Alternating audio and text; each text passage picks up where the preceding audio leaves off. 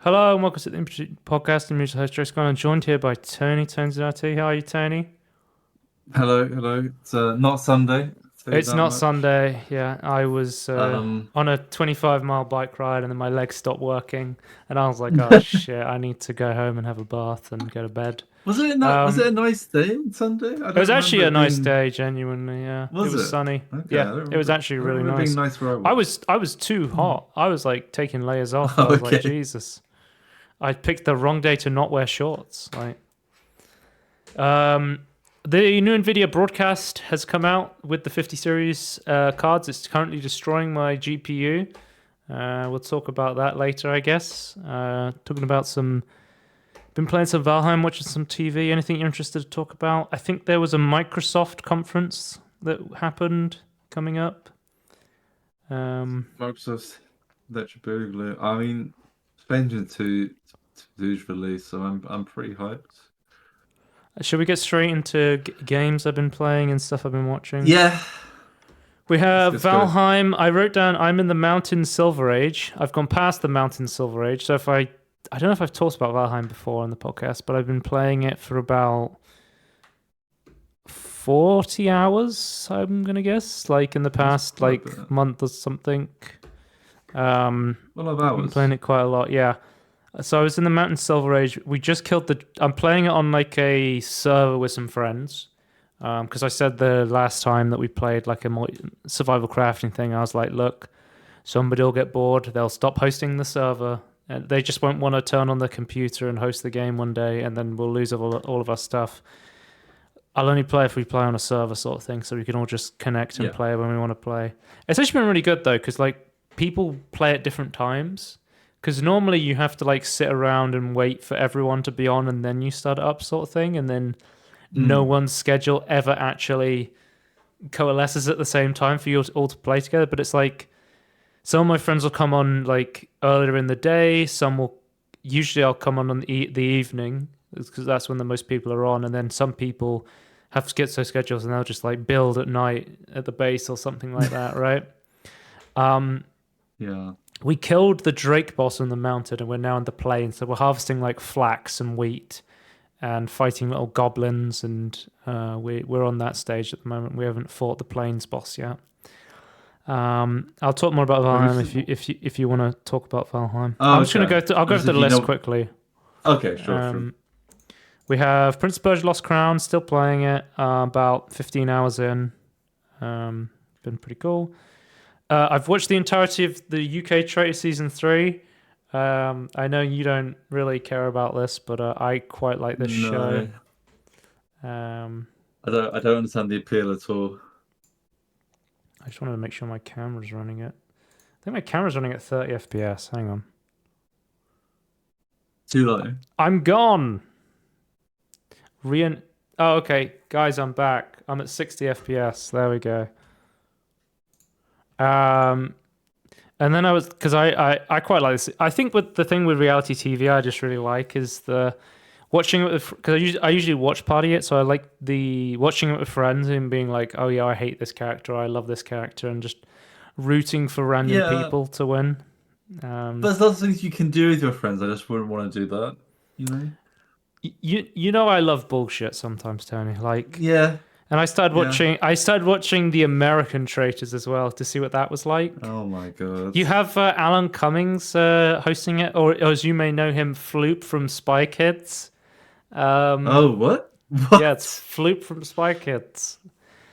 They do it at the same castle and everything. They go to the castle in Scotland that's in the UK Traitors. I think the Traitors concept comes from like a Dutch show or something. I can't remember where it's Okay, originally from, but it seems like the American one uses the Scottish castle as well that's in the UK one.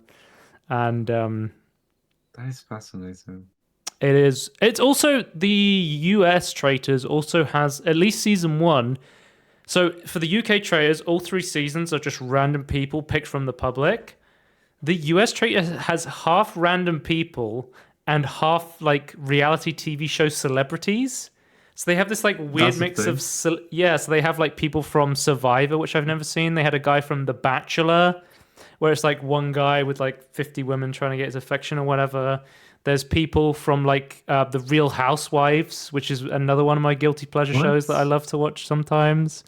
That Reality one TV. makes sense. I understand that one.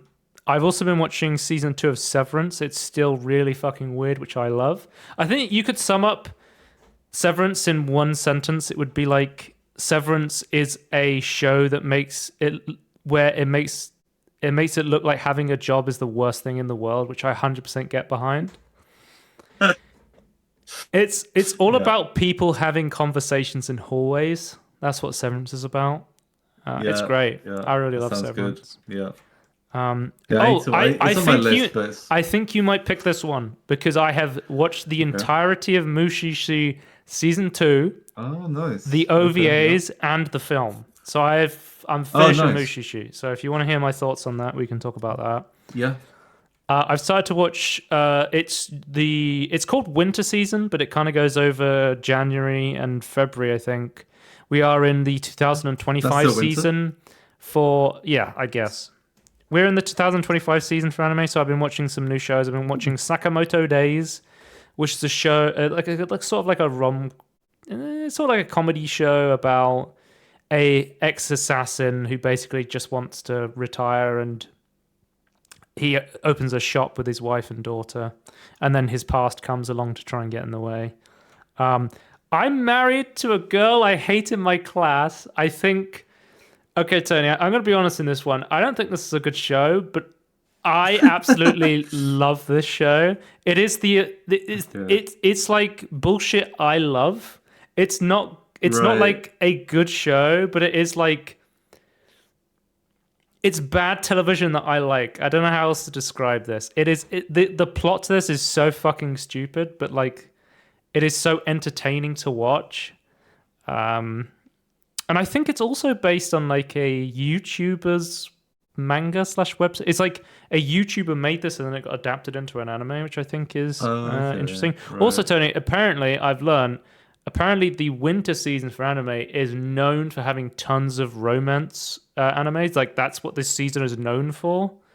Okay. So they normally do tons of like romance and rom-coms and stuff.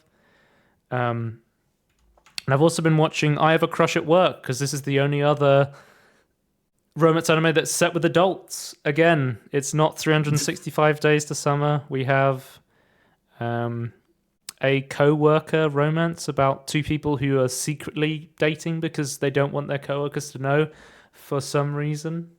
It's never really explained, but yeah. Is that a Japanese thing? I don't know. Why wouldn't you want to know? But yeah, what were you interested in talking about from my list? I mean, I wanted to quickly ask, do you know what the planes boss is in Valheim? No, I think it's probably got something to do with fuelings, which is the fuelings are the names of the gremlins, the little goblin things. Gobbos. They are like real Swedish Nordic lore stuff because I'm playing with my friend, my Swedish friend Martin, and he's like, "Oh yeah, that means this word in Swedish," and I immediately forgot what he said. Right. But like, it is very much about like it very much has that like Swedish Nordic lore. I think Iron Gate is potentially like Scandinavian. I know Coffee Stain is definitely like Scandinavian, the publisher, I think. So yeah, that's Swedish. Yeah. What you wanted to, wanted to talk about? That's what Mushishi, I think. Okay. Are there any spoilers? Hold on. No, I won't give any spoilers because you can't give spoilers for Mushishi. Because Ginkgo... Okay. Hands up, Tony. Yeah. I thought Mushishi season 1 was okay. I was like... Mushishi season 2... I kind of hate Ginkgo as a character. He's like anti-charisma. He's just so boring. And the problem I have with this show is like it's built around these small like episodic episodes, and the one constant in everything is Ginkgo. And I feel like Ginkgo is such a non-character. He's so boring. And it's really a shame because I know you love this, and this is really highly rated. So other people really like this. But the issue, I like season 1, so the issue I have with this show is it's just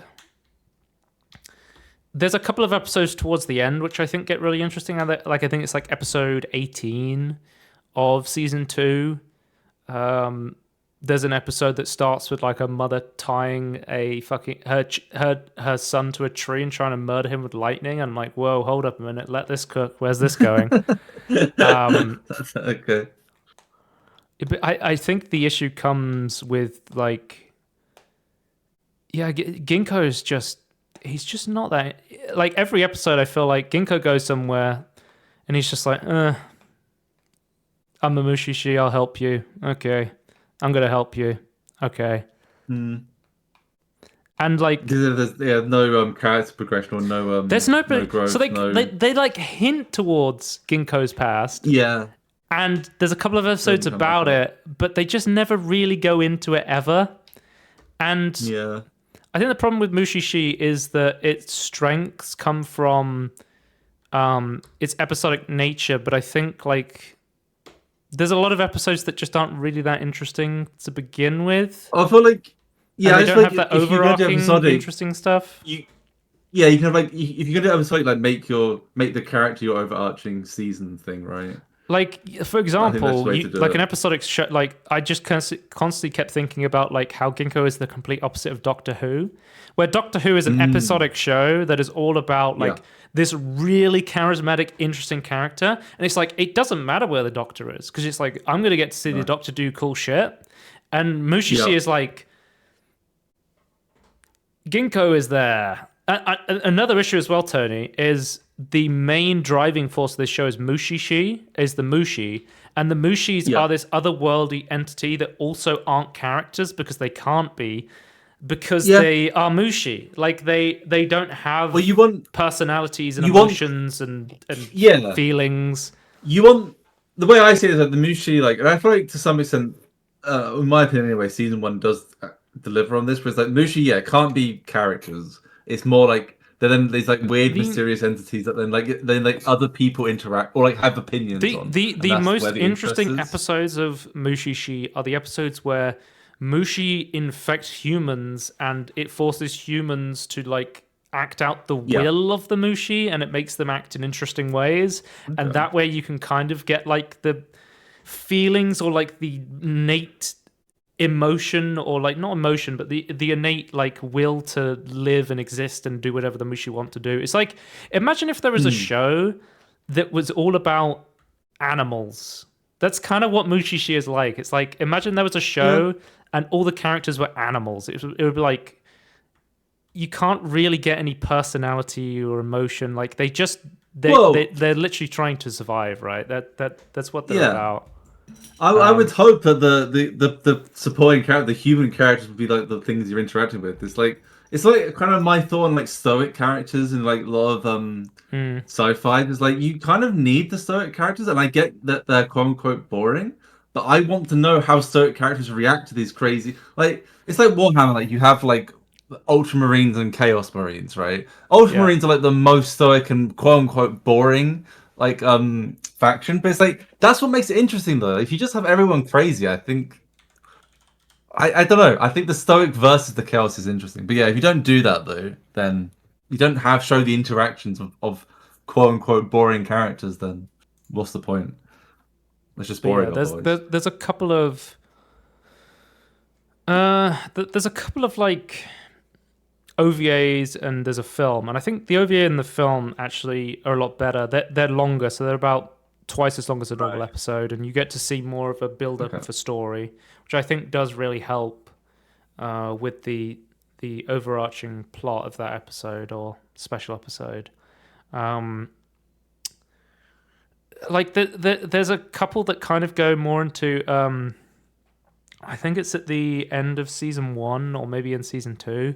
There's an episode about a character who has to write down stories from Mushishis in order to basically control the Mushi. Basically, her leg is like cursed, so she can't like really use her legs. And there was this great Mushi that wanted to destroy the universe, and she basically has to suffer and keep writing down stories of Mushishi in order to stop it from coming up again, and they go into this Yeah. Mushi in one of like the movies over here, and it's kind of interesting. But then it's just like, that's interesting. Yeah. and that happened, and now it's over, and now that's the end, and it's done. And it's like, but Right. if you put that shit into the middle of season 2 and be like, oh, there's this like overarching plot potentially. I get it's episodic and stuff, but if there was an episode, you could about like, oh, there's this like forbidden Mushi that is almost like this character that comes in to oppose Ginkgo. But even then, Ginkgo would be like, oh, I don't really care.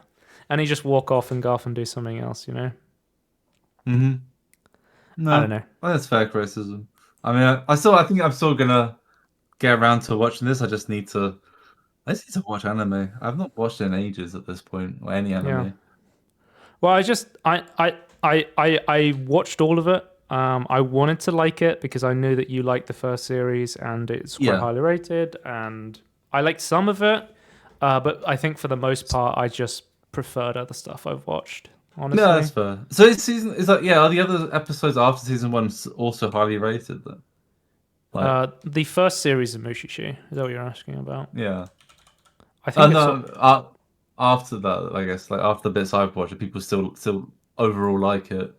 Yeah, I mean, on my anime list, it's got like a 8, almost a 9 on the second series episodes. And I will say, like, the later episodes of season 2, I thought got a lot better.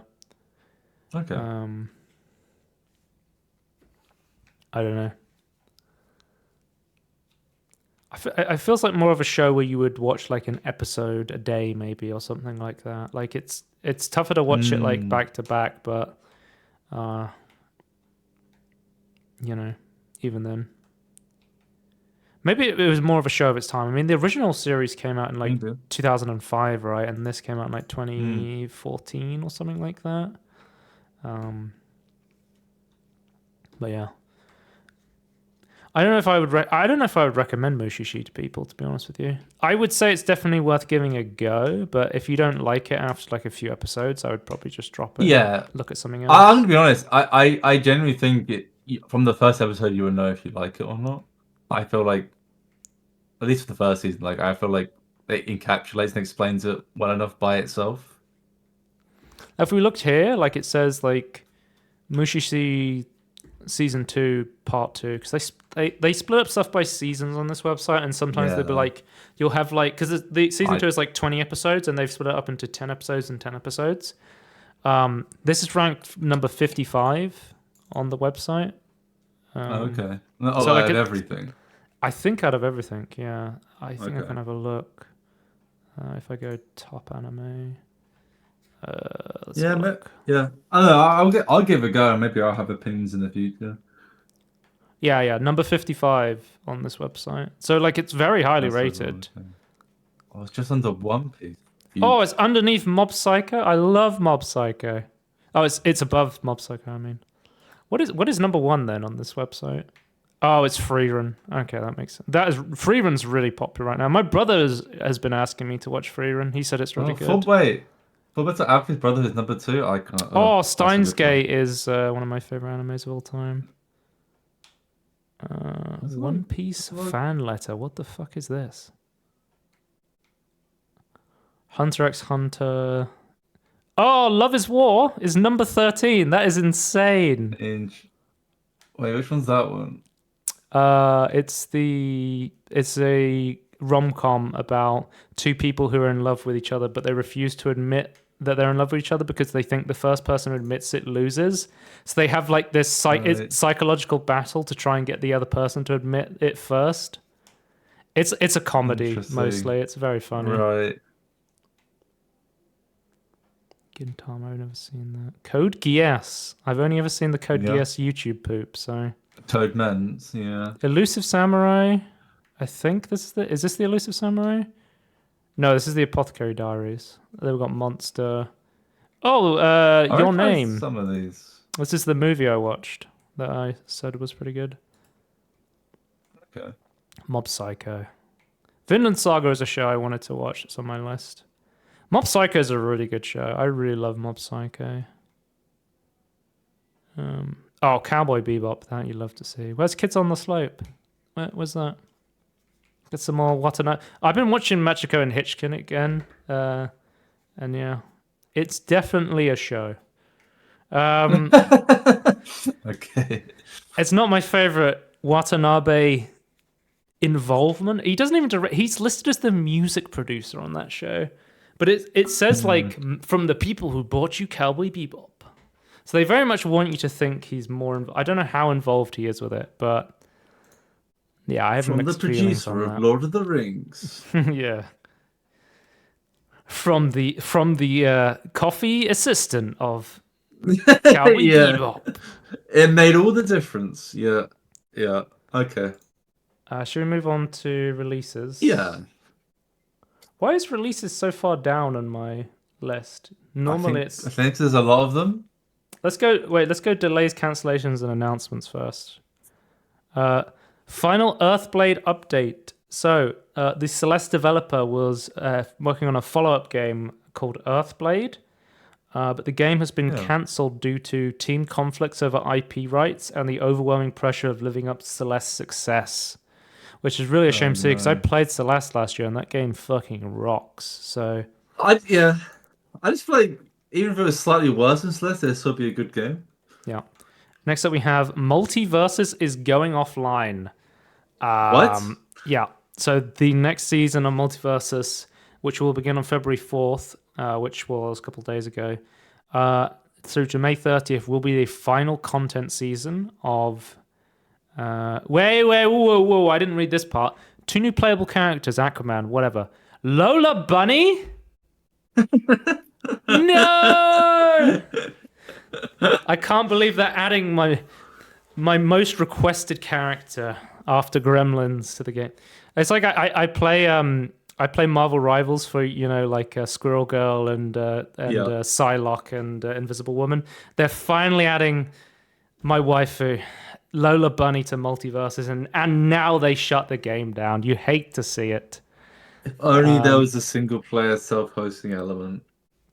Yeah, I don't know if they've even... So, all online features will continue to be available until Season 5 concedes. At that point, there will be an option to play Multiverses offline via the local gameplay mode, either solo against AI opponents or with up to 3 friends.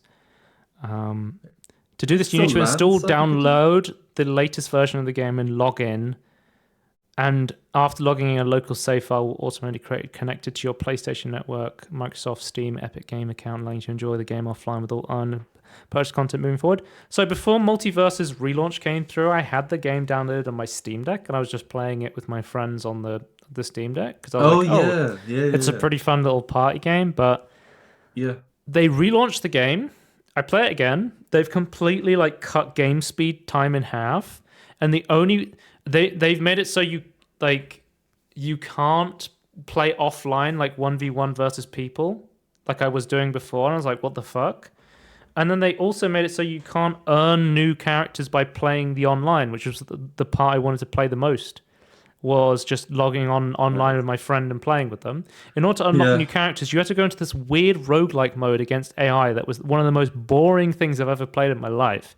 The monetization of this game was absolutely dog shit. It was really bad what they relaunched it with.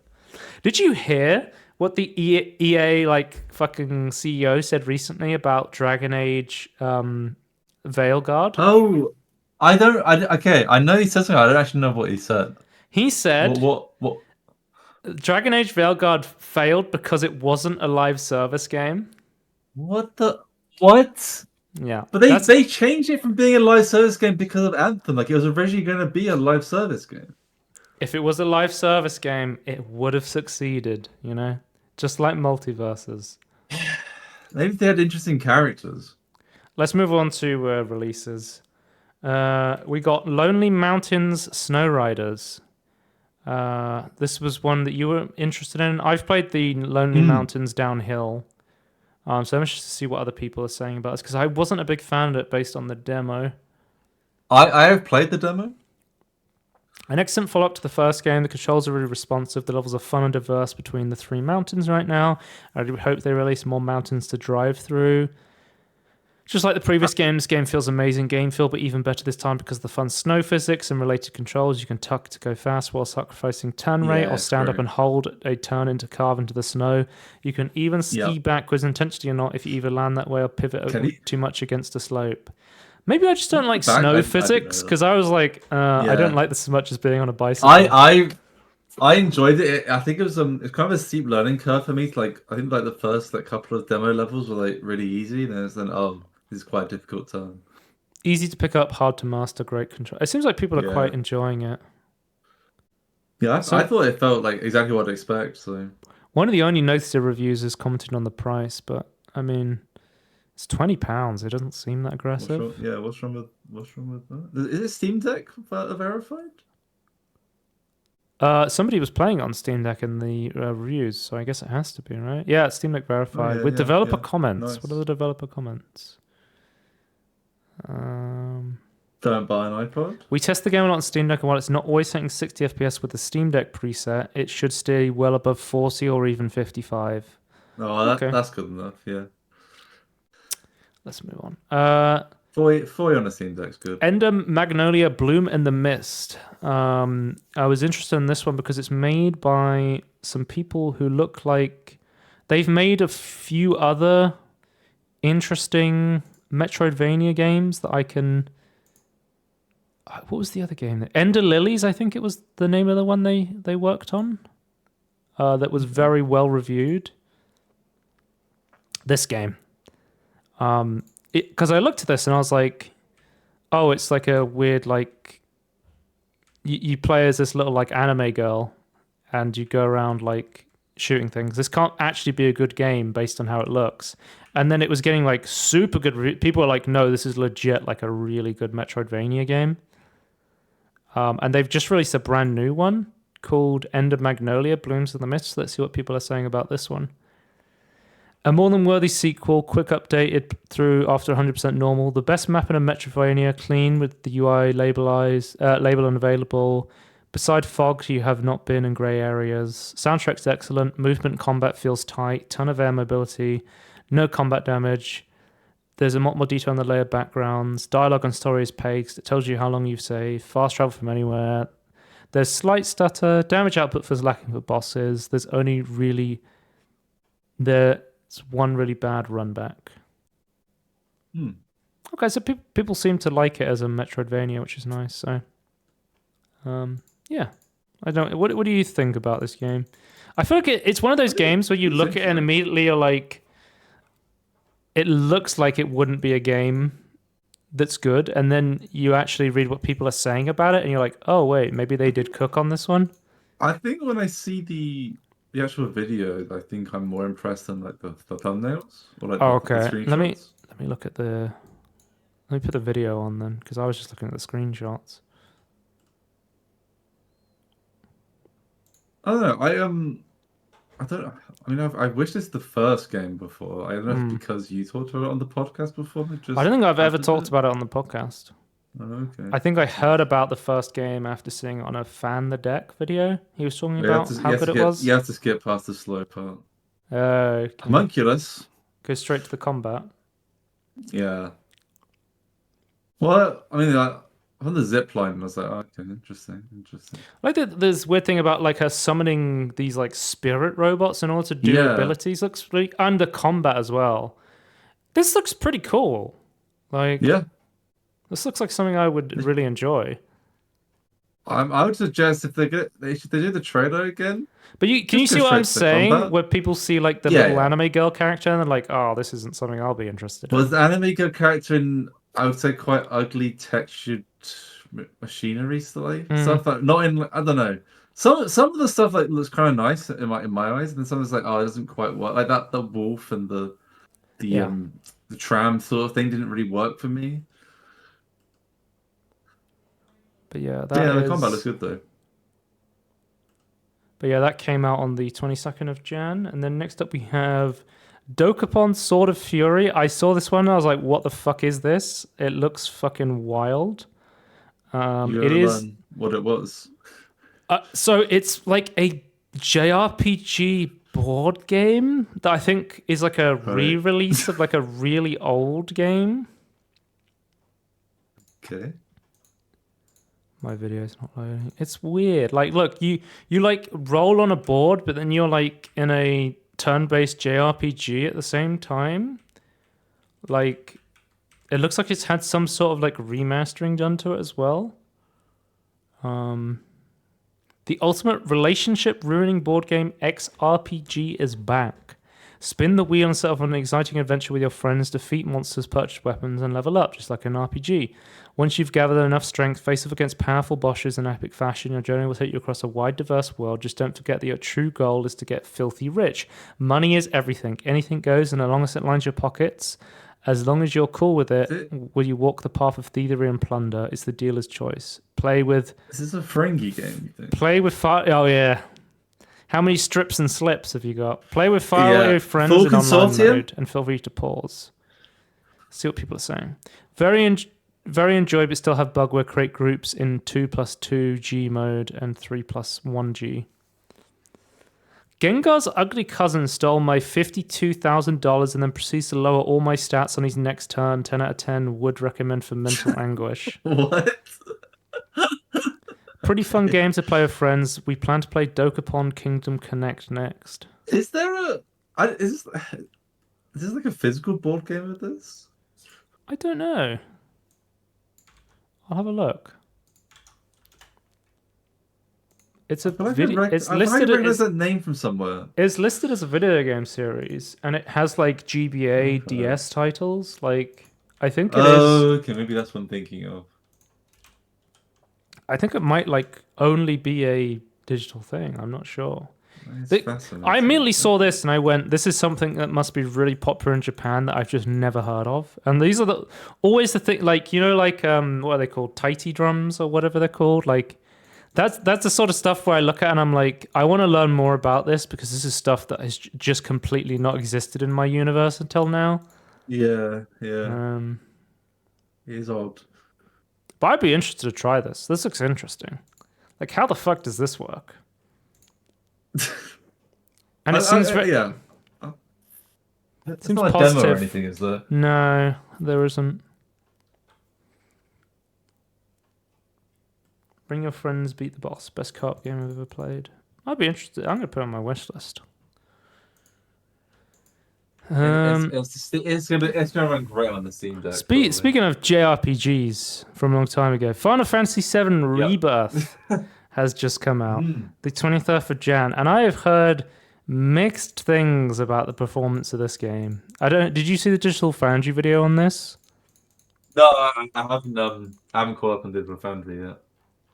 Okay, so I've heard it has a shader pre-compilation step on this game, and it has stuff like DLSS, which the first game, from my experience playing it, did not have. But there still seems to be like shader comp issues, like there's effects it's missed with the initial shader compilation step. The game is like arbitrarily locked to 120 FPS. You're not allowed to go higher than that.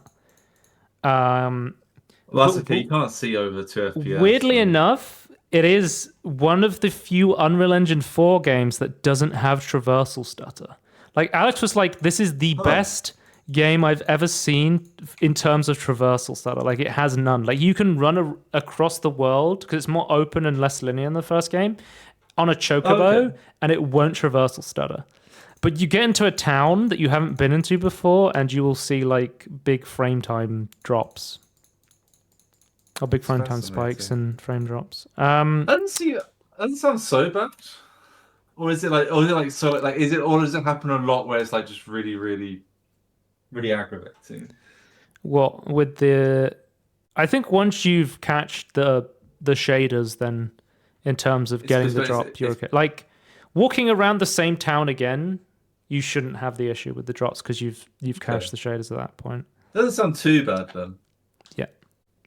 Would I recommend this game? Sure, if you can survive the side quest vortex long enough to actually play it. Listen, I came here to relive my childhood, to chase Sephiroth, to feel the epic weight of Final Fantasy VII's legendary story. What I got instead was Mario Party Midgar's edition, where my time was consumed by endless side quests that spawn more side quests, like some kind of RPG. Matro Shakadol. I know it's the stacking dolls, but I don't know how you pronounce that. 1 minute I was hyped for intense battle. Next thing I know, I'm 3 hours deep in a card tournament. So I really want to play Queen's Gambit. It's not Queen's Blood, I think it's called. Queen's Gambit's Queen's Blood, FF7. Yeah, Queen's Blood. I've heard this card game is really good. Now, if it's Gwent level, I will spend I haven't bought this game yet because I am too backlogged right now on games, and we're in February yet, Tony, and I have not played a fighting game. I'm currently I'm currently playing. I'm trying to finish Lost Crown, and then I kind of want to finish Metaphor. I also want to play Citizen Sleeper 2 while it's on Game Pass before it ends out. I'm going to play Avowed when it comes out soon as well. Yeah, that's top of my priority. Kind of start. Because I also downloaded Ninja Gaiden 2, which got shadow dropped, like the HD remaster, and I have not played that. Oh yeah. So yeah. Apparently there's content missing from that. Apparently that they have modders are trying to bring out. Avowed is coming out in 2 weeks. Yeah, which is going to be big. Well, it could be a giant flop. Is it going to be a giant flop or really good? I feel like it can't be.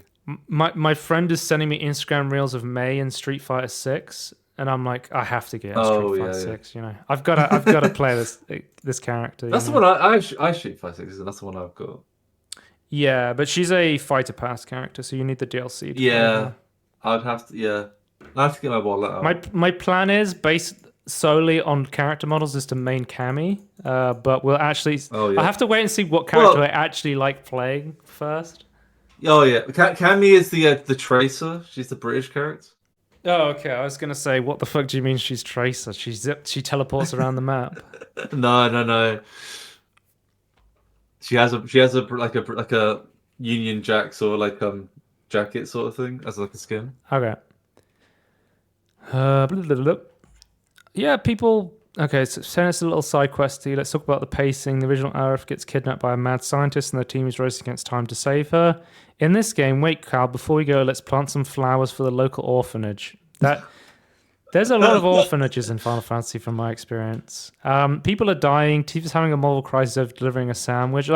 For playing Final Fantasy VII, it's oh, we've got split up. They're dropping the fucking plate on this entire section of Midgar, and then it's oh, but hang on, I need to do this. I need to see if I can out squat this guy in the gym quickly. It's Final Fantasy is a lot of that stuff. That sounds hilarious, though. Yeah, I feel like it sounds like bad pacing, but also sounds hilarious. It's not all bad. Combat's fun. World is gorgeous. Characters are still the ones we love. Earth is cryptic. Barracks wants to shoot a Shimra guy. Tifa feels bad about it. Rinse and repeat. My biggest hope about this game is Cloud is not a fucking dick anymore. In terms, I hope in Rebirth Cloud is a real character and he's not just a moody asshole the entire time, because that was one of the most. Also, if the game could explain to me who Sephiroth was without showing me every 2 minutes, that would be really cool to see. Actually make him a character. I have not played Crisis Core. I have not played the original. The game ends showing you Zack from Crisis Core, and I was just like, huh? Yeah. Who is this guy? You shouldn't have to play. He's not in my game. These other games. Yeah. But it seems 100%. People are pretty happy on it overall in terms of carrying on the story of Remake. I'd be curious to see if there's someone who hasn't played, I guess someone like you who's not played the original and then played this. I know. I want to play Rebirth, but it launched at £45, and I'm like, nah, I'm good. I can wait for a bigger sale. And they didn't release it on fucking Epic this time either, which is nice. We didn't have to wait a year for Epic exclusivity. Yeah, I just realized that. Yeah, that's true. Yeah, it was a year exclusivity on PS5. It was a year exclusive on PS5, and then they've released it directly onto Steam and all platforms. Okay. Which is cool to see. Where the PC market I know Final Fantasy is or Square Enix is moving more towards this like multi-platform strategy going forward, releasing stuff on Yeah. multiple stuff. And I know like PC gaming in general has become like super popular in Japan in Yeah. terms of like much over there. It used to be like people bought Switches and they bought Sony PlayStations in Japan, the two Japanese companies. And Phil Spencer cried over Microsoft. But now Phil Spencer's and Microsoft's very happy because people are playing on Windows PCs. And Yeah. It's crazy.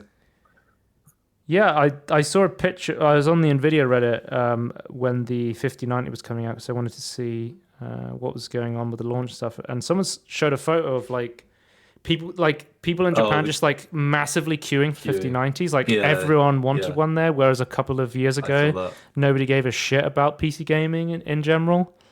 Yeah, it's an interesting shift. One thing I've learned recently, actually, speaking about some weird Japan knowledge I've got, apparently, in order to combat scalping in Japan, they do a lottery system when it comes to tickets. Oh yeah, so that's if you want to Asia, apparently, if you want to buy like tickets to a show or you want to get a 5090 on launch, instead of like trying to pre-order it, you basically put your name into a lottery, and then they pick names of who gets to go to the show or get the product, which is pretty interesting.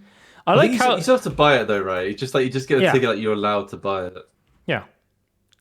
I like how Nvidia did like absolutely nothing to stop scalping on the 50 series. They did like a paper launch, and then did you hear that the entire like European supply of 50 series graphics cards was immediately bought out by scalpers before anyone could actually access them? No, I didn't hear that, but I didn't know it was like very, very few like 5090s, and even like extrapolate that to 5080. It's like very few cards compared to the 40 series. Yeah. Which I think the 40 series have an issue with like not having enough supply as well, and it's like even less than that. All the wafers go towards AI now. Like they don't give a shit about the GPU division.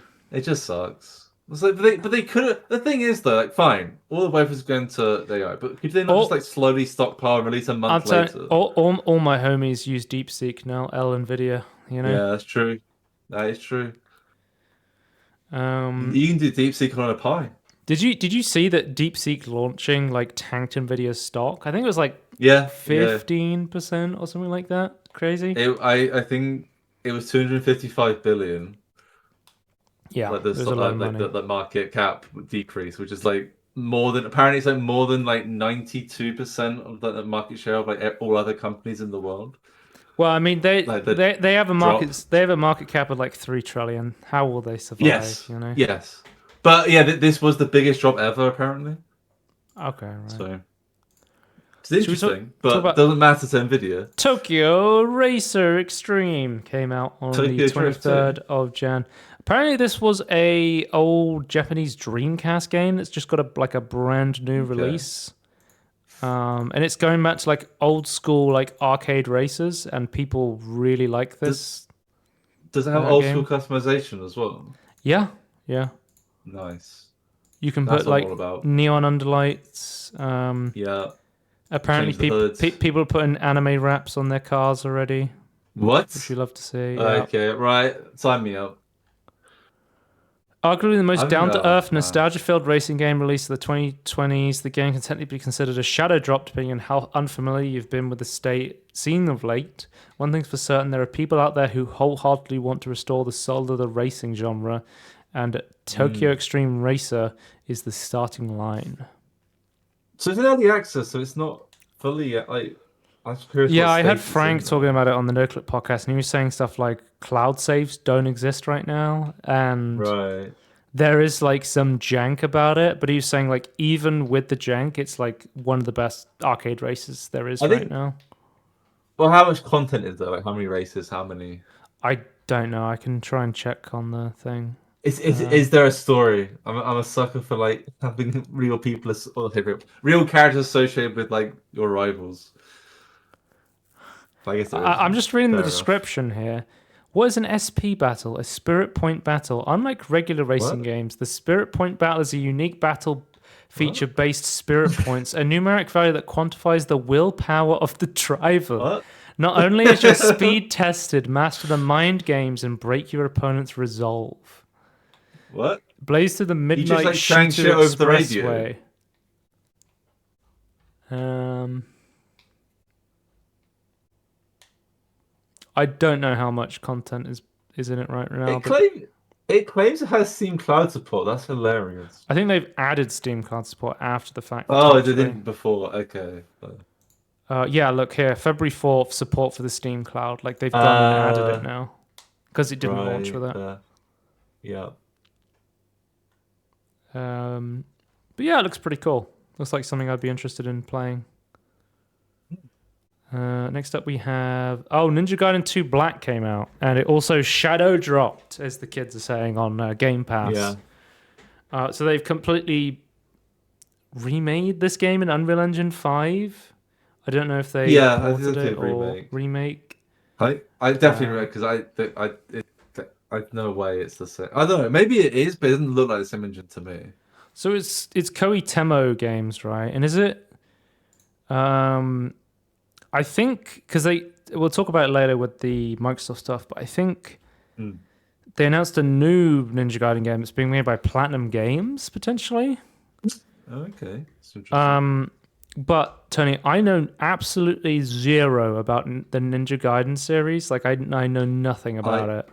I know very little, but I have played a little bit of one. I think it's like 3.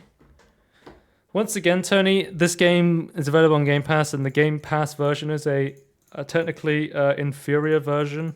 Does not feature. It does not have. It didn't launch with DLSS or frame generation compared to the Steam version, which is kind of a shame to see. Is that just part of the course of this? But does Microsoft just refuse to review the patching?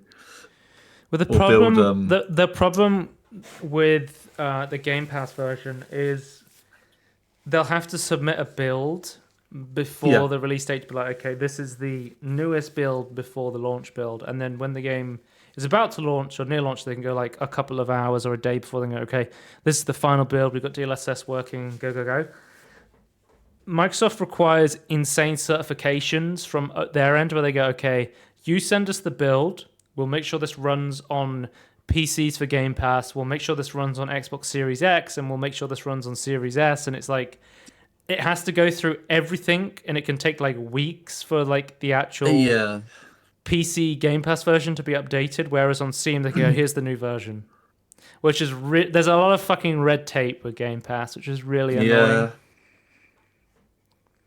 Well, like with Pal World, I literally couldn't play with my friends because the Pal World version was like, it was almost a completely different version of the game compared to what my friend was playing on Steam, which is kind of nuts in terms of the patches. Just so slow. I could understand like why not just have like a certificate like this has been verified? It was like not yet verified. Wouldn't that be just like a much better just let them upload anything and then test later? Is Ninja Gaiden a hack and slash game? Is that the best way to describe this? Or the 3 was. I'd call it a hack and slash. Yeah. Are people calling it hack and slash? It has the tag on Steam. Okay. The 3 I would consider hack and slash for sure. I don't know how. I've always been a Ninja Gaiden fan. Actually, since Ninja Gaiden 2004, for the original Xbox, played it a lot as well as Ninja Gaiden Black, the ultimate version of the first installment. I spent years forgetting the fact they never came to PC, or the fact that it's been abandoned by Team Ninja. And then the Master Collection arises in 2021, and we're now caught by surprise with the announcement of Ninja Gaiden 2 Black and the long-awaited Ninja Gaiden 4. Black, this time holds a lot of weight in the Ninja Gaiden series, and it's got to be respected at all costs. Unfortunately, that's not what necessarily happened about Ninja Gaiden 2. Old school fans know exactly what a black version means. Ninja Gaiden 2 Black does not live up to that. It means ultimate, supreme, best, untouchable. I'd like to read a review from somebody who's never played, like, somebody who's not like, sometimes with these re-releases of games, they did a re-release of Donkey Kong Country HD, right?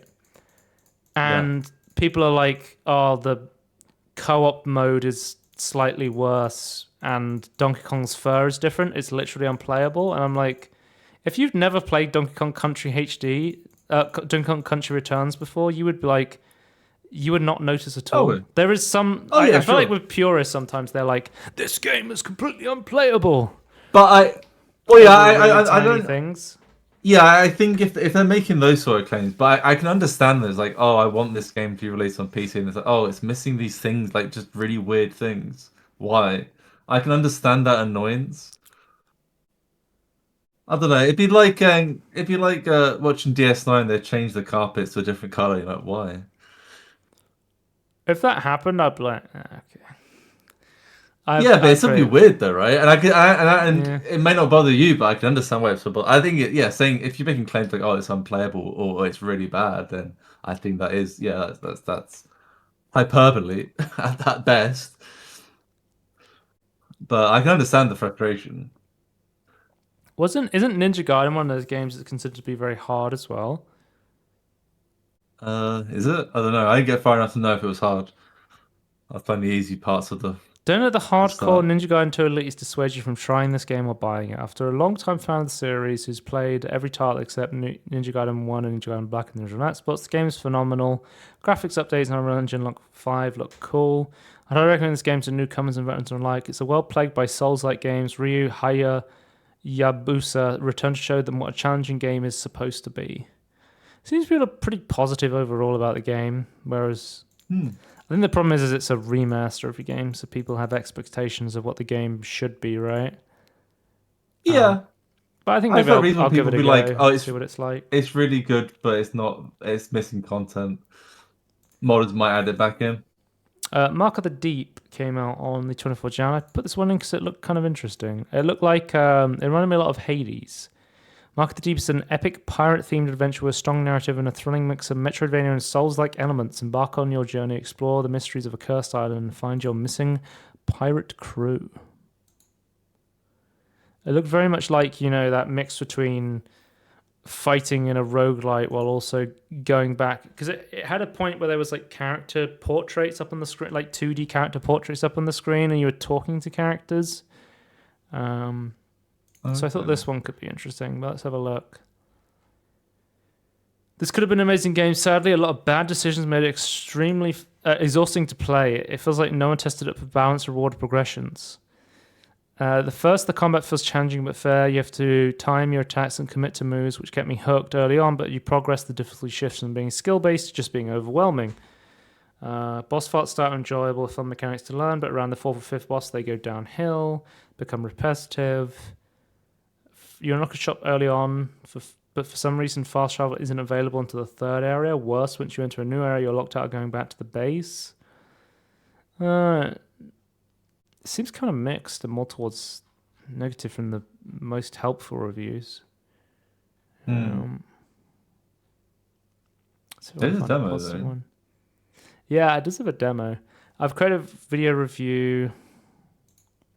Interesting narrative, beautiful visual style, good exploration. Yeah, some people seem to like it. Okay. Oh, I put this one on here because I was like, what the fuck is this? Cat Detective Albert Wilde. Play as the Cat Detective Albert Wilde. Walk, talk, interrogate, joke, solve a mystery, and experience the old film noir setting with humanoid animal characters. A story of quantum theory and parallel universes served with a lot of humor. Okay. I have no idea what's going on in this game, but it had an interesting art style to it, I think. This looks like a game Scorn Retorts would play. Yeah, I was just thinking that. Let's have a look at the reviews. I need to read some Scribble, hold on. Ooh, yeah, baby, that's what I'm talking for. Yeah, thank you, Tones RT, for the sub. For 21 months, almost 2 years. You'll love to see that. Yeah. This game is very down the middle for me. I love the vibe, characters, and story very much. A lot of issues with the game come down to it being very long. If you played around the 3 to 4 hour mark, I think it'd be perfect for some moments, dragged on for a very long time and left me wanting to speed through sections. The only thing I want to mention is the camera filter during first-person walking sections. It was very strong and hard to look at for a while. If you could either be toned down or for an adjustable side foot strength, it would fix the issue. Cat Detective is an interesting yet funny game. Reminds me of a Chicken Police a little, 9 out of 10. Okay. It's a quirky noir parody game. The story is most told from first-person perspective and cutscenes. Some of the characters look and sound a bit weird, but it's a good-looking game overall. Okay. Oh, Tony, here we go. Space Engineers 2 came out the 27th of January, and I'm guessing you're already purchased and playing this as Space Engineers is your second most played game of all time now that's been overtaken by Stellaris. If we ignore Wallpaper. Yeah, if we ignore Wallpaper Engine's not a game. Stellaris is number one at the moment. And it always will be, because I'm not playing Space Engineers until they make it a game. Do you want me to read some stuff on Space Engineers 2? Do you know anything about this?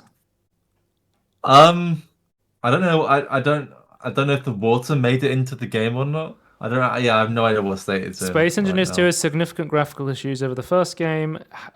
Improvements, sorry, not issues. I'm trolling. However, its current state is not really playable for long periods of time. You can build simple ships and fly them into other ships.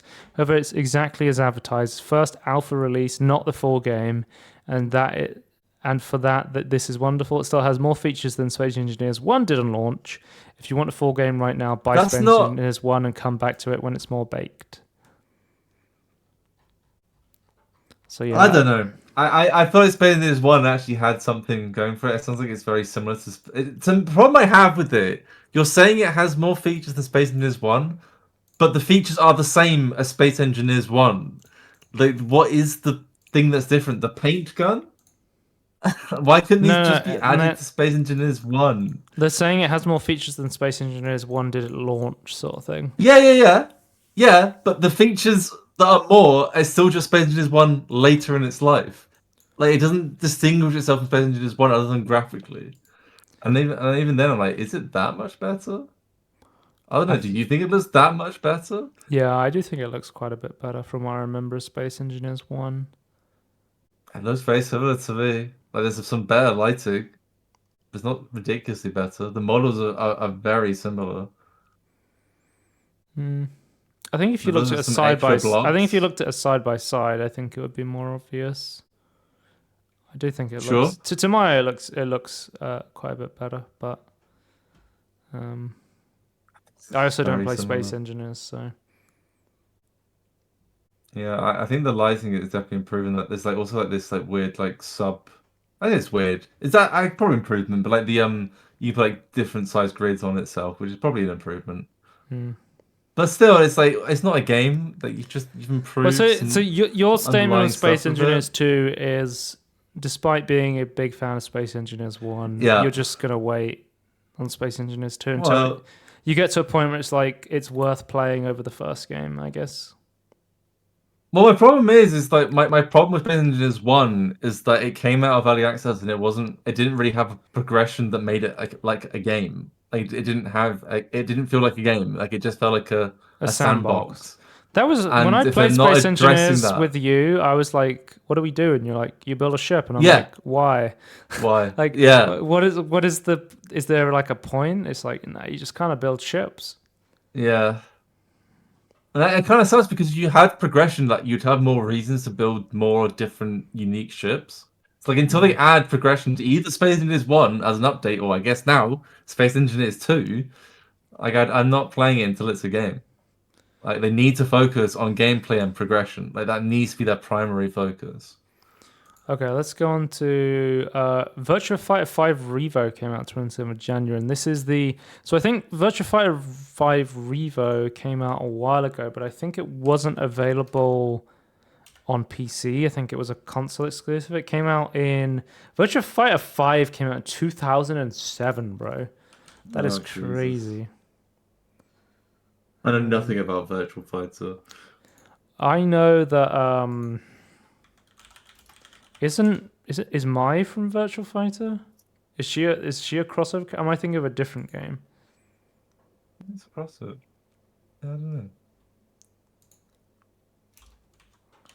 Or is she from something else? It's by Rai Gotoku Studio, so it's the Yakuza guys who do this. Right. What game is Mai from? Is it Fatal? I think it's Fatal Fury I'm thinking of. There's so many obscure Japanese fighting games that it's hard to keep up with them sometimes. But let's see what people are saying about this. An iconic classic fighting game, but I cannot recommend it right now. Matchmaking is poor and not working. The base game has no customization. It's locked behind the 30th anniversary edition and has no indication it will be the case. And there's no upgrade from the base edition to the 30th anniversary. It's false advertising. So it seems like matchmaking is not good, but people like it because it's Virtua Fighter 5 on PC. Is the general consensus I got when I looked at this. I only bought this game because of the free online multiplayer subscription. I can't stand the PlayStation subscription. I wanted online play and only got only online play. Sammy Sega offers the most bare bones virtual fighter experience possible. The single player content is completely gone. There is only versus arcade and training. Customization items are purchased with the DLC. If you want to play online on PC, this is the version. If you want single player mode, you better play the PS2 version and the first PS3 version from 2007. So, there's only really an online mode for the most part, and then people are saying the online mode isn't the greatest. That's kind of a shame. It has matchmaking issues. Yeah. Yeah. Okay. Did it used to have a single player, or was it never did? No, it has a single player mode in the other versions.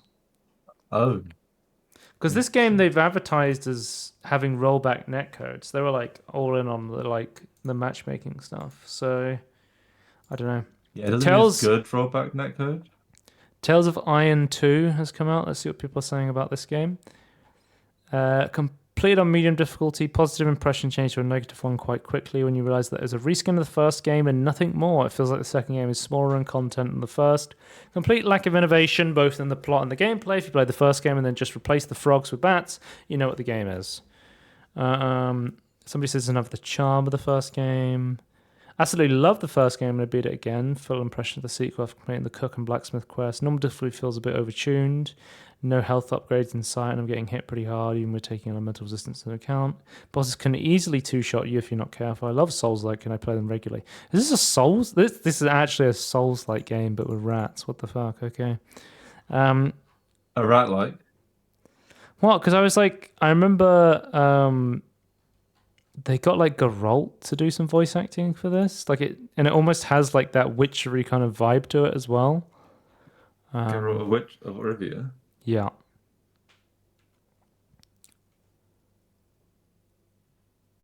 But yeah, since some people seem to like it, some people are mixed, saying doesn't differentiate itself from the first game enough. So, the Stone of Madness came out, which is the brand new game from the Game Kitchen, the creators of Blasphemous and Blasphemous 2, and this is a brand new, complete different genre. It's a real-time tactical stealth game set in 18th century Spanish monastery. These guys just love Spanish fucking cathedrals and monasteries, don't they? I know they're Spanish, but they're always yeah. But could we set this inside some fucking Spanish church potentially? If you I think if I made a gaming company, I'd only make things in Gothic architecture. That's what I would do. But yeah, let's have a quick look. This is a story trailer. I did download the demo for this, but I never ended up actually playing it during the next fest because I was I'm not sure if I would enjoy the more kind of tactical stuff, top-down tactical stuff. But let's see what people are saying in the reviews.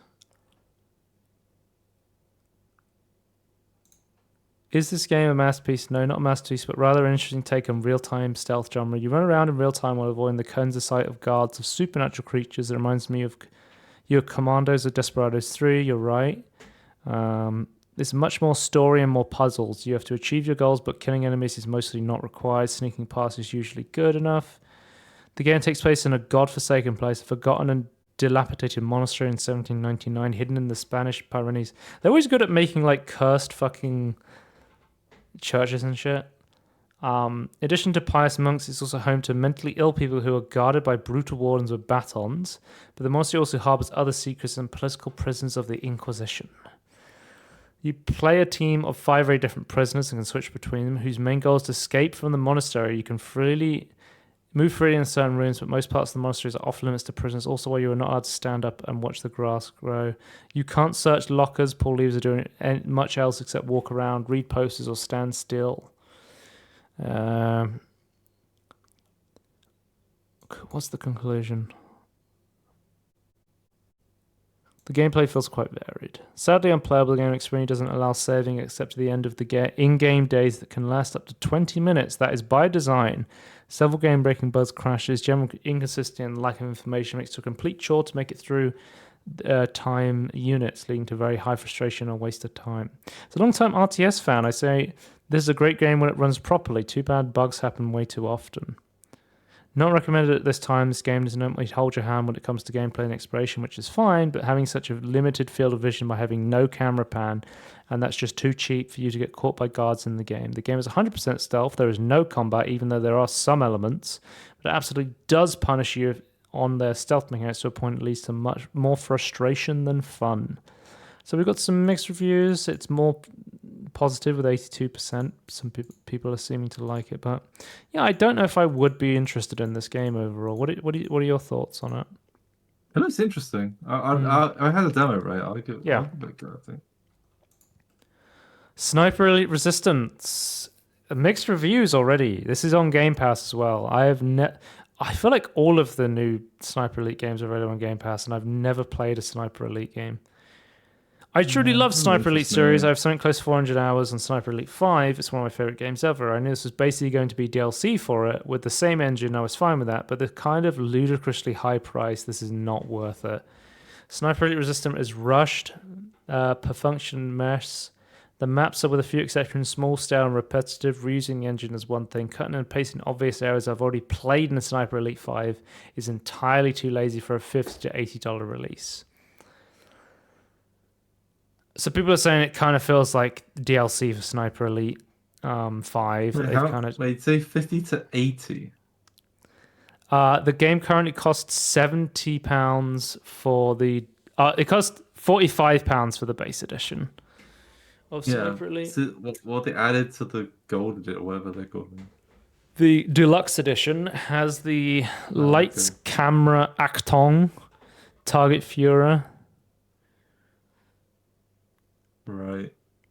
Where you have to shoot Adolf Hitler on his way to film a series of propaganda for some shorts. It's crazy how it's crazy how many times Hitler dies. It has to be said. He just keeps coming back. Like the guy is resistant, you know. I feel like you can't make a Sniper Elite game without having a point where you shoot Hitler. I mean, that is literally the point of the game, right? Yeah. This is if BJ Blazkowicz only had a sniper rifle, this would be him, you know. Yeah. Marvel's Spider-Man 2 came out, and this was interesting because this one's getting really mixed reviews as well. I've heard like it's a Nixus port as well, and it is running like really poorly at the moment. Right. That's interesting. I heard the game uses like direct storage, but like if you delete the direct storage stuff, it like makes the game run a lot better.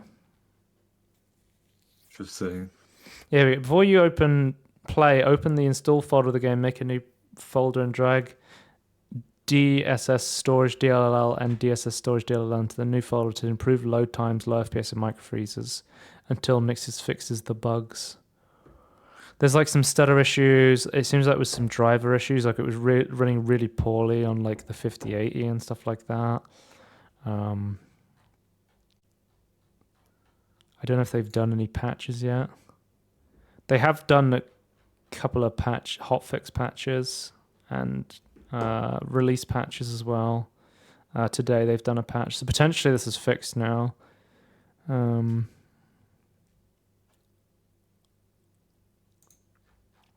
But yeah, I wonder if there's anything about... If you like the first Spider-Man and Miles Morales, this is a no-brainer. So I feel like the game is generally fun, but it's just launched with some performance issues. Yeah. Which is kind of a shame. Yeah. Also, did you hear that Sony is like they've removed the PSN requirement to log in from a bunch of games now. I think it's like God of completely War, removed. and it's like an optional thing now. And I don't. Right. You want to like sync achievements.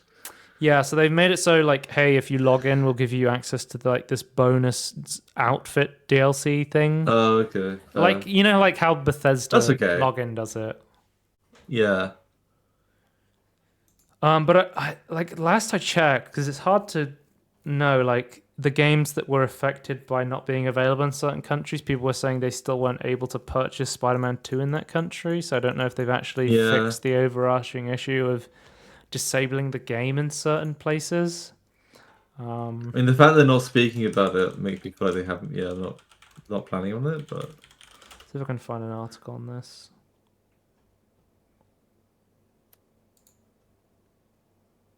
it'd be nice if they could. Like, I feel like just make it available to as many people as possible. The games are Horizon Or Zero like Dawn Remastered, Marvel Spider-Man 2, The Last of Us Part 2 Remastered, and God of War Ragnarok. sort of stuff with like no They didn't multiplayer say whether elements. Sony plans to expand this to other games on PC, such as Ratchet and Clank, Ghost of Tsushima. However, they did say that Sony's first-person party studios plan to offer incentives for players to still link their accounts. Yeah, but unfortunately, I don't know if this has made these games playable again in other countries, which I think was No, the important part. yeah, I mean, it might come later now it has been removed, but yeah, it still sucks. Hmm. Just don't add it to begin with.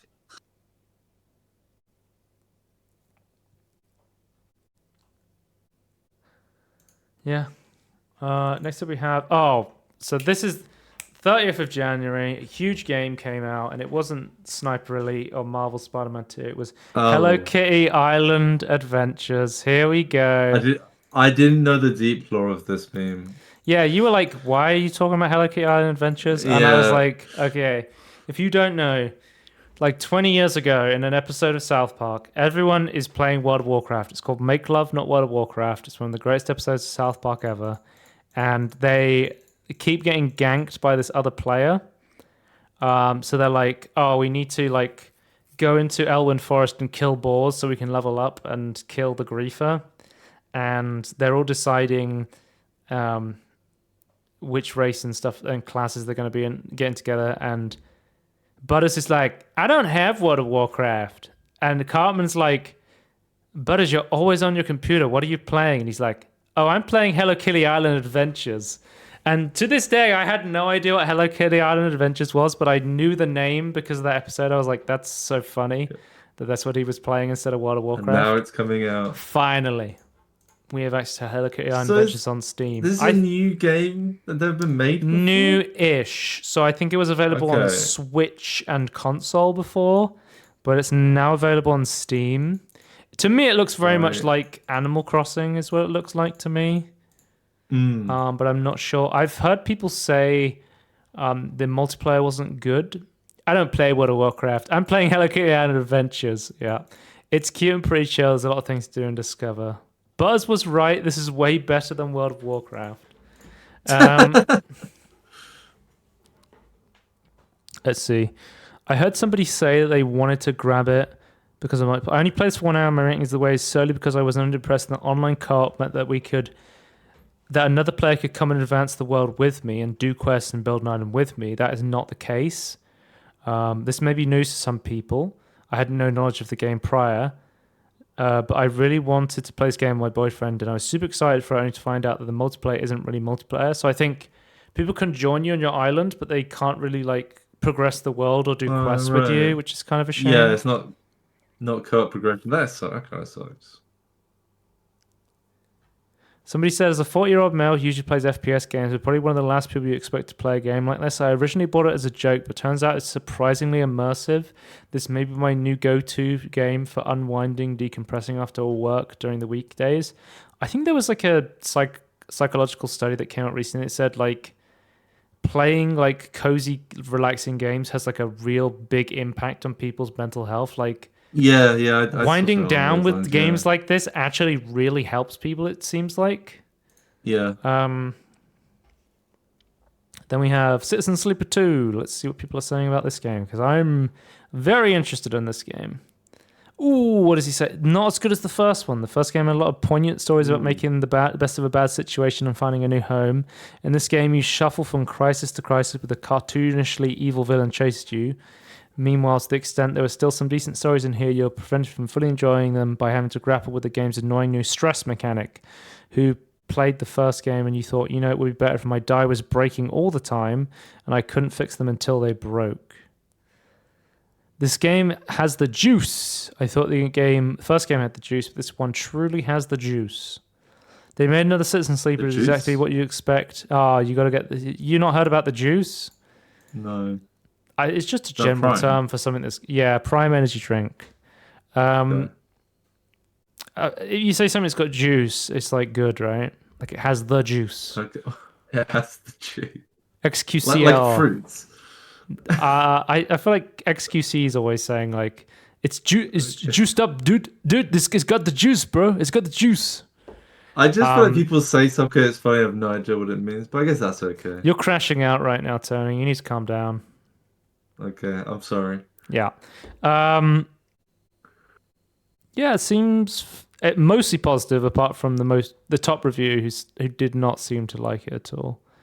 It's not as good. Too much stress. It's too well. Guys, it's not a cozy game. If you're too stressed out from Citizen Sleeper 2, do I have Hello Kitty Island Adventure for you? Speaking of cozy games, actually, The Sims Legacy Collection came out of nowhere, where EA has remastered literally. I was watching a stream of someone playing The Sims 2 and talking about how fucking impossible it is to play The Sims 2 in current year. Yeah. And EA has created a version that potentially runs around Windows 10 and 11. I think this is the first two games, right? Well, played for about an hour and 2 game-breaking bugs across 2 different games. They only took 25 years to fix the damn thing. I heard the port is completely bare bones. Like it launches in I think it's like a 4x3 window, but you can go into the config and make it widescreen. Is something I've heard. Just not in the options. Yeah. Okay.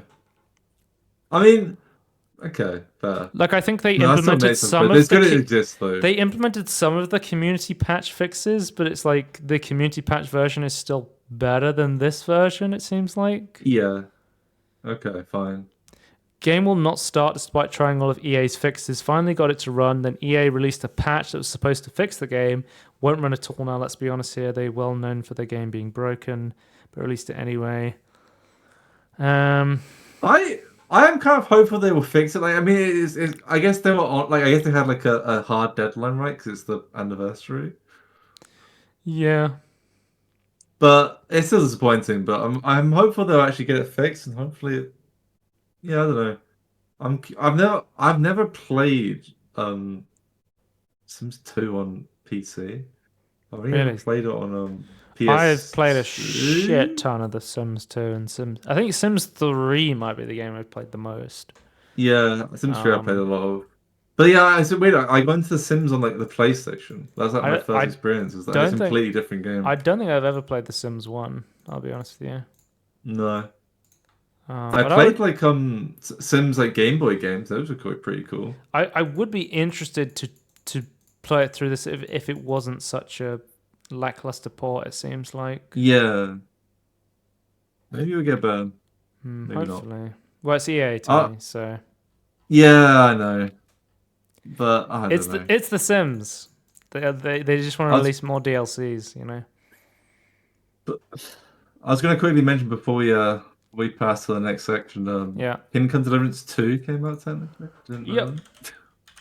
I don't think it came out from when we were supposed to record it, which I wasn't sure That's if we true. mention it. But it did release on the 4th of February.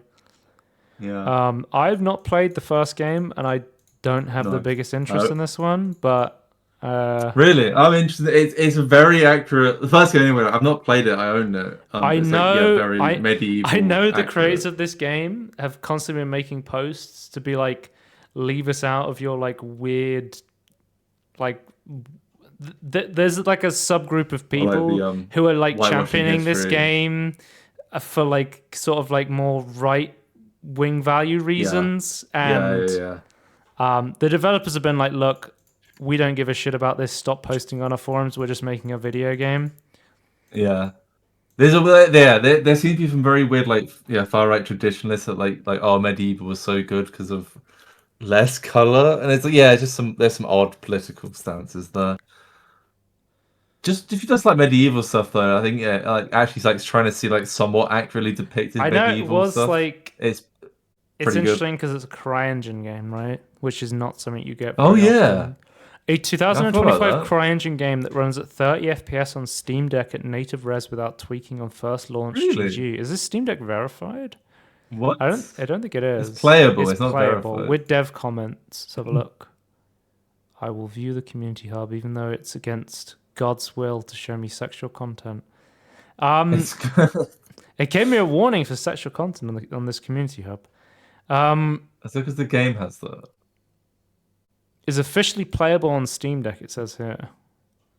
Huh. But it's not verified. Okay.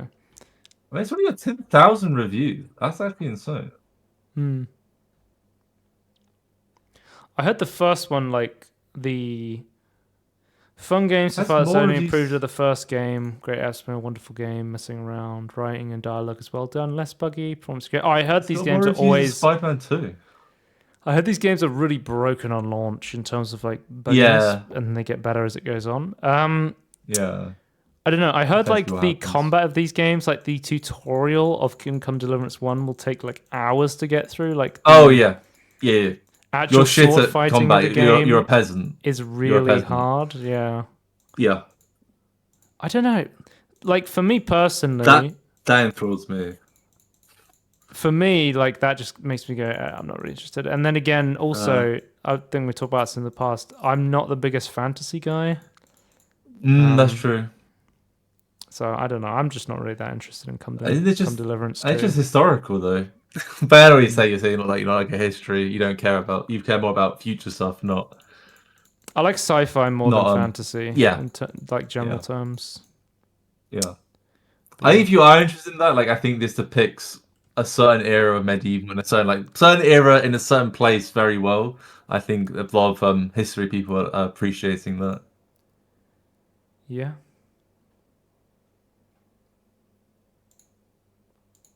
But yeah, anyway. A lot of hats. A lot of hats.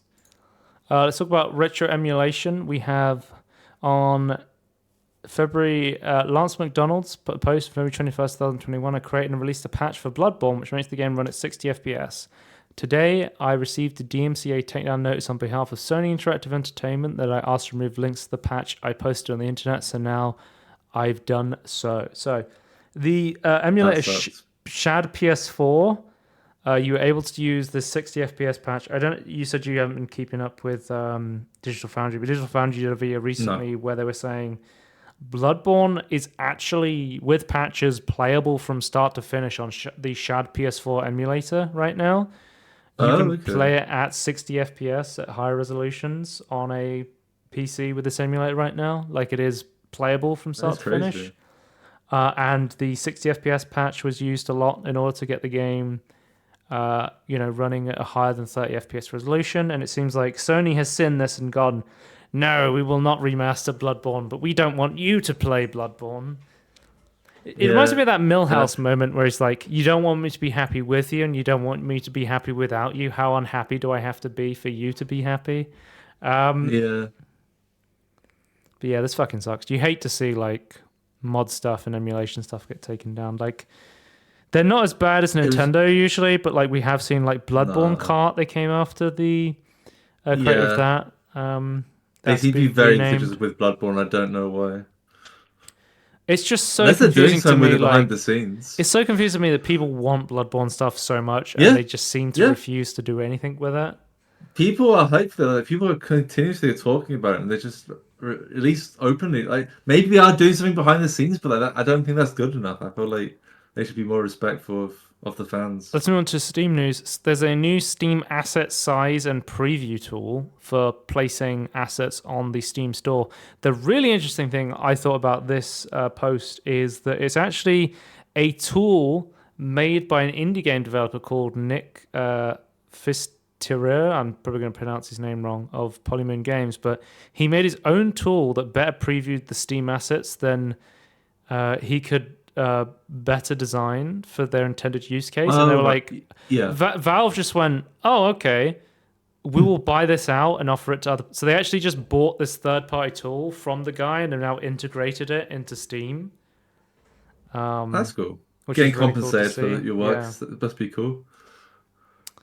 But yeah, that's the way to go. Really cool move. Because like, do you think Sony should do that? Oh, that's a good patch. We'll buy that and then re-release it. Because they talked about how they were making back in August. They were making it so you could have like 4K higher resolution assets for like bigger screens, like 4K displays and stuff like that. But I think it's cool to see Valve is just like, because they have the guy. There's essentially like a contractor who was doing stuff on GitHub, and they were like, "Yeah, we'll just pay you to fix TF2. Just fix TF2 up." I think that's pretty cool. It's like we have no interest in doing it ourselves, but someone else wants to do it. Fine, just like we can afford it. I think that is a good way. You don't need to be like, so no, that's not what we do. Like, they just seem to be developers first sort of thing. I quite like that. But yeah, let's move on to Nvidia news. We're going to talk about Nvidia Broadcast app. So with the release of the 50 series GPUs, we have Nvidia Broadcast 2.0, and we have a brand new swath of features. As I try and so we have, I go full cam here. We have new features. So is this going to break it? Hopefully. Okay. We have a brand new GPU utilization bar, and one thing that I've immediately noticed is this version of NVIDIA Broadcast uses way more GPU resources than the original one. Like just using stuff like noise reduction is using, this is using my webcam at the same time as well. But if we go to performance of my, initially I looked at it and went, oh, it's not using that much GPU. And I was like, no, this is my integrated graphics.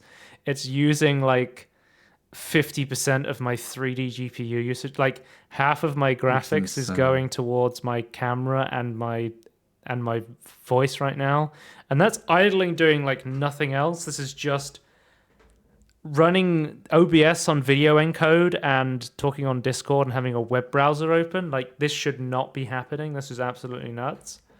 So it's way more expensive. Then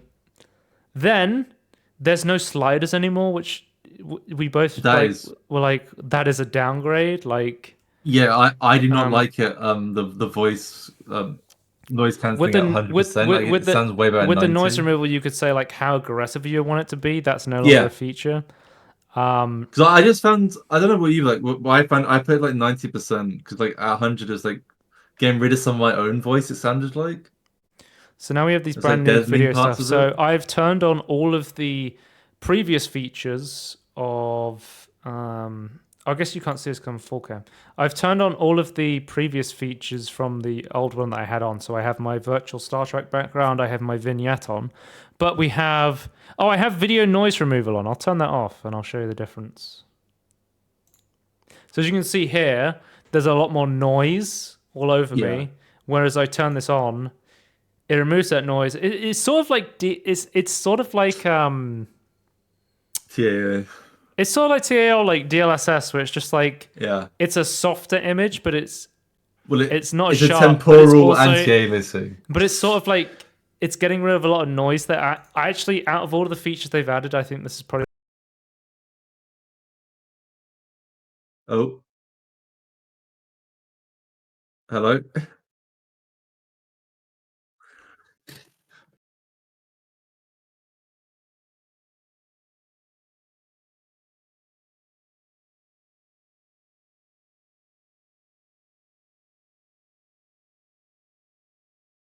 I don't think you can. You guys even hear me right now? Oh, I'm back. No, the app crashed. It was like, fuck this shit. Trying to change it on the fly.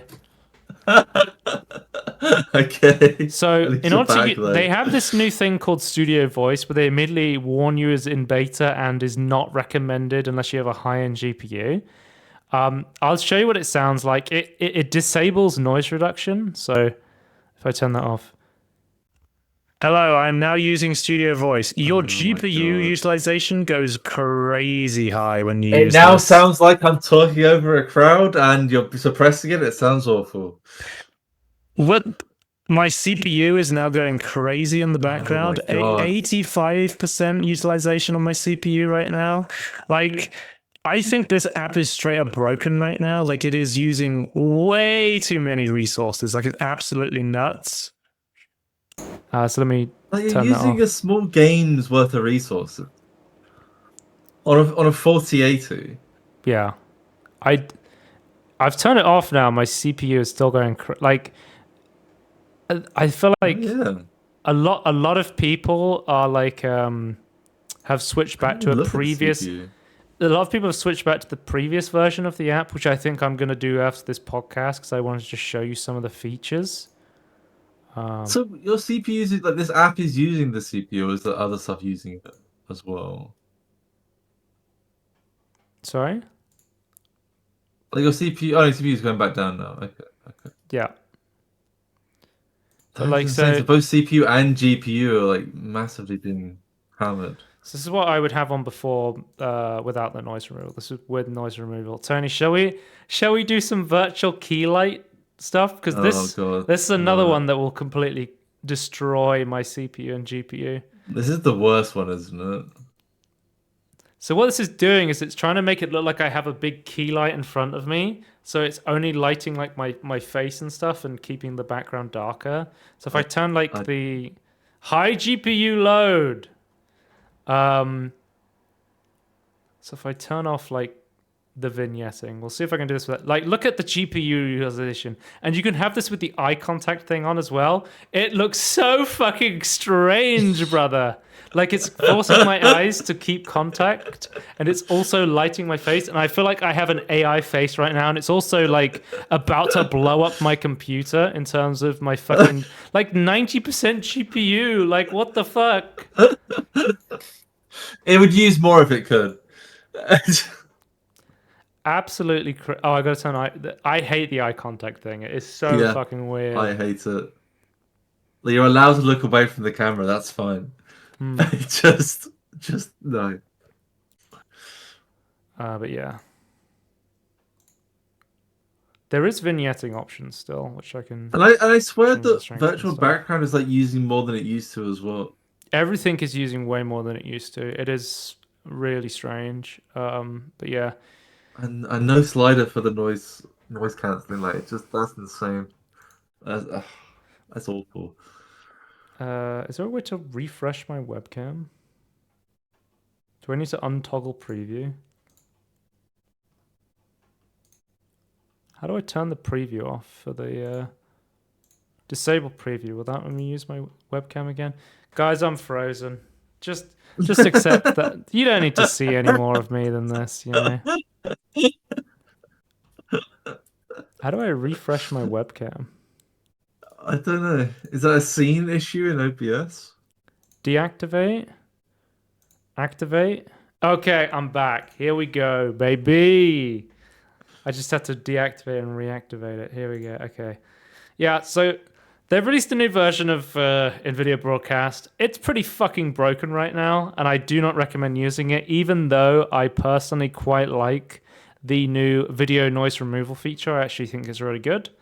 But I'm going to be actually downgrading after this podcast to the previous last known good version, because 50% of my fucking GPU doing nothing but talking to people on Discord. No, thank you. I will be changing from that. So there's something we got from the 50 series, and as well we've got a brand new version of VSR. I did test this out again. It's essentially the same quality, so it's not any better looking, but it's using less resources. So you're getting a 30% less wattage usage, which I tried turning it on for watching Twitch videos at 1080p, and I wasn't really happy with the results of how garbled it kind of make people look on the little webcams. Oh, right. Okay. It can make text clearer, I feel like, but yeah, I'm not a big fan of VSR overall. But it runs better now, but doesn't look particularly better. So I don't actually ever want to use it usually.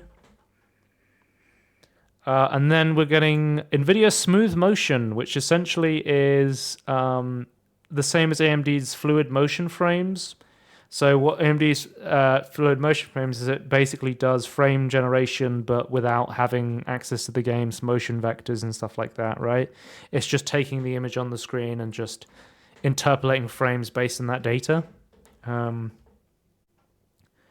It's working. It's exclusive to 5000 series for now, but they've said that there will be support for the 40 series in a coming future update. Not that I think I would ever want to use this personally. It's coming for DirectX 11 or DirectX 12 games. It crashes with Afterburner, and it only works on games that already have an Nvidia app profile, which, if they have an Nvidia app profile, they're most likely to have implemented a DLSS 4 frame generation anyway, but you can't manually add stuff to it. Like, you can't manually add an app to the Nvidia profiles to try and add this frame generation stuff to it. Like the Fluid Motion Frames, you can do a lot more easily. It has ghosting. It has notable input lag. But in terms of frame generation, like against stuff like lossless scaling and AMD's Fluid Motion Frames, it does look the best. So there's that.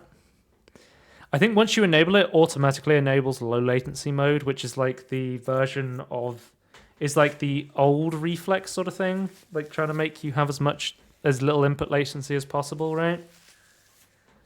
Oh yeah, I guess that makes sense. But yeah, I could see you potentially using this with emulation stuff, but it requires an Nvidia app profile, so like that's going to be hard to do, and I don't know. I just don't think this is a very useful feature. We'll have to wait and see. People seem quite positive on it, at least from the people who've tested it here, but I don't know. Like, personally, it's not something I would ever use, I don't think. As someone who does not like frame generation. Yeah. And let's move on to the final Microsoft conference we had. We get Doom the Dark Ages gameplay, and we get to learn more about it. So we know that it's a lot slower than the Doom Eternal. But you can, they've built the game from the ground up for accessibility. So you can like go into the settings and change the game speed up or down depending on how you want to play. Like, I made a look at this and I'm like, I'm potentially wanting to turn the game speed up, but we'll have to wait and see. Because I like Doom Eternal, you're like a fucking Formula 1 car, and this game you're like a monster truck. You're more like bigger and slower, but you're also like more powerful sort of thing. You're like more like a tank, right? Yeah, I guess that makes sense with the theme. Also, for this game, there's no multiplayer. So the first game, I don't know if you remember, I played like the Doom 2016 multiplayer. It was pretty okay, but it was not the main focus of the game, and then, or it shouldn't have been. And then I think Doom Eternal had like a versus mode of like demons versus slayers sort of thing. But then with this game, they're like, look, nobody cares about the multiplayer. We're just gonna. Yeah, did it just fall off really quickly then? Yeah, I think most people are just interested in the single player stuff, so they're just saying, look, we're going to be focusing on single player and DLC. Then we have Ninja Gaiden 4 got announced, which after more than 10 years comes a new mainline Ninja Gaiden game from Platinum Games, featuring a new masked ninja protagonist to take on the brutal bloody chaos in an abandoned Tokyo. When was the last good Platinum game? Platinum Games game? Bayonetta 3. I don't know. Did they do Bayonetta 3? I don't remember. Yeah, they did Bayonetta 3 in 2022. Okay. That's not so bad. They did like a Teenage Mutant Ninja Turtle games. I remember that people didn't seem to like that much. Yeah. Let's have a look. It's been like, oh, Tony, you forgot about Babylon's Fall? No, that's on purpose. Oh, okay. They did the Wonderful 101 remastered, Astral Train. They did this game Near Automata in 2017. Okay. Teenage Mutant Ninja Turtles Meetings in Manhattan in 2016. Transformers Devastation in 2015. It's been a while since they did like a big game. It's been like Bayonetta 3 was the last one. Yeah. But yeah, this looks pretty fun. I can see myself playing it. I'll have to try and get into Ninja Gaiden at some point, I guess, because it looks interesting at least. Is it being made in Unreal Engine 5, I think? There's no problems then. Well, it's 2025. I think that's the only thing we know about the release date so far. There's Ninja Gaiden 2 Black, which I think we kind of talked about already in releases. Yeah. So I don't think we need to, but this was shadow dropped to the conference. They're like, oh yeah, we're remastering Ninja Gaiden 2 on PC and Xbox, and it's out now. And then South of Midnight got a story trailer with a announcement. I don't know if this is preview announced, but it's coming out on April 8th this year. So coming out fairly soon. And it's interesting to see, like, it's Compulsion Games, right? The guys who did like We Happy Few, but they're doing like this more like Creole kind of like Bayou culture, where they're doing like that sort of mysticism and characters, which is cool to see. But they are also doing like this deprecated animation system in combat. So I'm like, I don't know how this is going to turn. I believe there might be an option to turn it off, but I'm kind of mixed on this one so far. I don't know how you feel about South of Midnight. I want to see more of it in terms of like wait for it to come out, I guess. I'm concerned considering their pedigree that it might be like a good visual idea, but then not. That's what worries me about Compulsion. Gameplay. But yeah, let's move on to the Peter Molydeux tweet and then the podcast. Veteran game designers of the past, imagine a game unlike any other. Young game designers today. Snake, but Balatro? Question mark? What? I thought that was a great tweet.